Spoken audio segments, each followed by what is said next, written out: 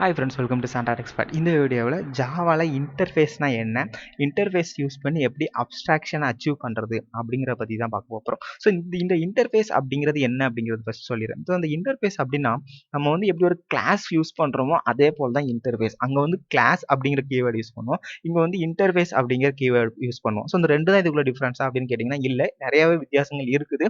So நம்ம வந்து எப்படி கிளாஸில் வந்து வேரியபிள்ஸ் மெத்தட்ஸ் இதெல்லாம் யூஸ் பண்ணுறோமோ அதே போல் இன்டர்ஃபேஸ்லேயே நம்ம வந்து வேரியபிள்ஸ் மெத்தட்ஸ் எல்லாமே யூஸ் பண்ணலாம். பட் இந்த இன்டர்ஃபேஸ்ல என்ன அப்படின்னு பார்த்தீங்கன்னா ஒன்லி அப்ஸ்ட்ராக்ட் மெத்தட்ஸ் மட்டும் தான் நீங்கள் யூஸ் பண்ண முடியும். ஸோ நம்ம இதுக்கு முன்னாடி அப்ஸ்ட்ராக்ட் கிளாஸ் பார்க்கும்போது அதில் வந்து அப்ஸ்ட்ராக்ட் மெத்தட் அப்படிங்கிற ஒரு மெத்தட் பார்த்துருந்தோம். ஸோ அப்ஸ்ட்ராக்ட் மெத்தட்னா என்ன ஆகும் அப்படின்னு பார்த்தீங்கன்னா அதுக்கு வந்து பாடி இருக்காது, ஒன்லி டிக்ளரேஷன் மட்டும் தான் இருக்கும். அதோட டிக்ளரேஷன் அதோட டெஃபினிஷன் அதாவது அதோட பாடி வந்து இன்னொரு கிளாஸ்ல வந்து நம்ம வந்து இம்ப்ளிமெண்ட் பண்ணியிருப்போம். ஸோ நீங்கள் வந்து இன்டர்ஃபேஸுக்குள்ள டிஃபால்ட்டாக ஒரு மெத்தட் கொடுக்குறீங்கன்னா அது வந்து ஆட்டோமேட்டிக்காக அதை வந்து அப்ஸ்ட்ராக்ட் மெத்தடாக தான் எடுத்துக்கும். இதுதான் வந்து இன்டர்ஃபேஸில் இருக்கிற ஒரு பெரிய டிஃபரன்ஸே. ஸோ நம்ம இந்த வீடியோவில் இன்டர்ஃபேஸ் யூஸ் பண்ணி எப்படி வந்து அப்ஸ்ட்ராக்ஷன் அச்சீவ் பண்ணுறதுன்னு பார்த்துட்டு அதுக்கப்புறம் இன்னொரு விஷயம் என்னன்னா ஜாவால வந்து மல்டிபிள் இன்கிரிடியன்ஸை சப்போர்ட் பண்ணாது அப்படின்னு நம்மளுக்கு வந்து தெரியும். பட் இந்த இன்டர்ஃபேஸ் யூஸ் பண்ணி நம்ம வந்து மல்டிபிள் இன்கிரிடியன்ஸை அச்சீவ் பண்ணலாம். ஏன் அப்படின்னு பார்த்தீங்கன்னா இந்த இன்டர்ஃபேஸ் வந்து நம்மளுக்கு வந்து ஆம்பிகுட்டியை வந்து ஒமிட் பண்ணுது. ஸோ அந்த ஆம்பிகுட்டி அப்படின்னா என்ன, ஸோ அதை எப்படி இன்டர்ஃபேஸ் வந்து ஒமிட் பண்ணுது அப்படிங்கிற எல்லா விஷயத்தையுமே வந்து உங்களுக்கு வந்து அந்த மல்டிபிள் இன்ஹெரிட்டன்ஸோட டுட்டோரியல் பண்ணும்போது நான் உங்களுக்கு தெளிவாகவே சொல்கிறேன். ஸோ இந்த வீடியோவில் அப்ஸ்ட்ராக்ஷன் எப்படி அச்சீவ் பண்ணுறது, ஒரு இன்டர்ஃபேஸ் எப்படி கிரியேட் பண்ணுறது அப்படிங்கிறத பார்க்கலாம். ஸோ ஒரு இன்டர்ஃபேஸ் அப்படிங்கிறது நம்ம வந்து இன்டர்ஃபேஸ் அப்படிங்கிற கீவேர்டு மூலமாக தான் பண்ணுவோம். ஸோ இன்டர்ஃபேஸ் நம்ம வந்து கடைசி அப்ஸ்ட்ராக்ட் கிளாஸ் வச்சு அப்ஸ்ட்ராக்ஷன் அச்சீவ் பண்ணும்போது நம்ம பண்ண அதே எக்ஸாம்பிள் தான் நான் பண்ண போகிறேன். எம்ப்ளாயி அப்படிங்கிறத ஒரு இது பண்ணுறேன். ஸோ அதே போல் இப்போ நீங்கள் வந்து இந்த இன்டர்ஃபேஸில் வந்து நீங்கள் இன்னொரு நோட் பண்ண வேண்டியது என்னன்னா ஒரு வேரியபிள் நீங்கள் டிக்ளேர் பண்ணுறீங்கன்னு வச்சுக்கோங்க. ஃபார் எக்ஸாம்பிள் இந்த கிளாஸ் இப்போ இந்த அப்ஸ்ட்ராக்ட் டெமோங்கிறது ஒரு கிளாஸ்.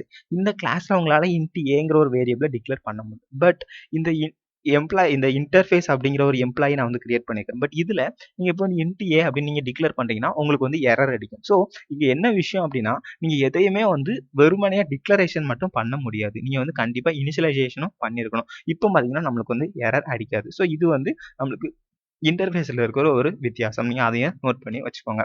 ஸோ இப்போ ஒரு ஸ்ட்ரிங் இஎம்பி நேம், ஒரு எம்ப்ளாயி நேம் வந்து கிரியேட் பண்ணிக்கிறேன்.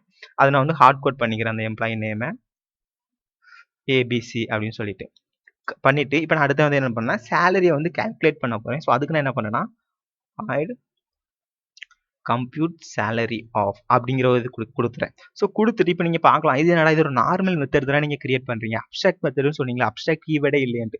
ஆமாம், பட் இன்டர்ஃபேஸில் வரும்போது அப்ஸ்ட்ராக்ட் கீவேர்ட் நம்ம கொடுக்கலனாலும் அது வந்து அப்ஸ்ட்ராக்ட் மெத்தடாக தான் எடுத்துக்கும்.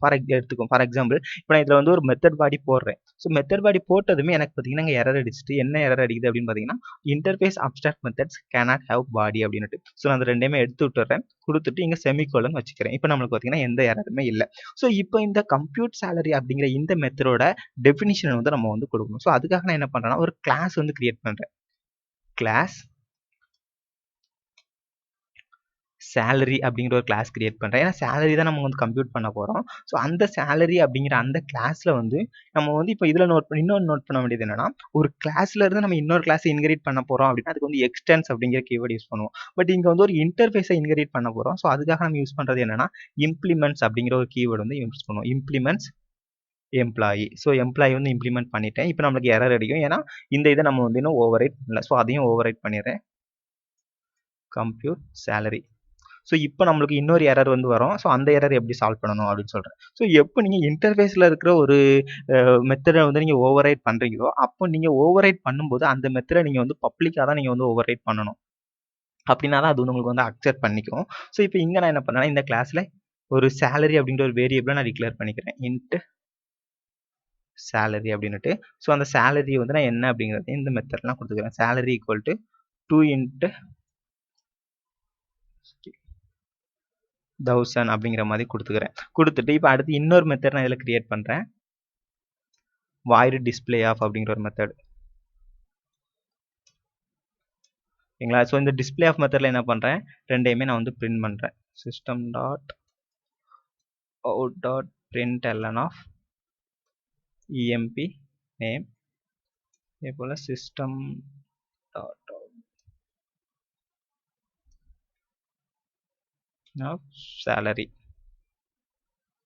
ஸோ ரெண்டையுமே பிரிண்ட் பண்ணியாச்சு.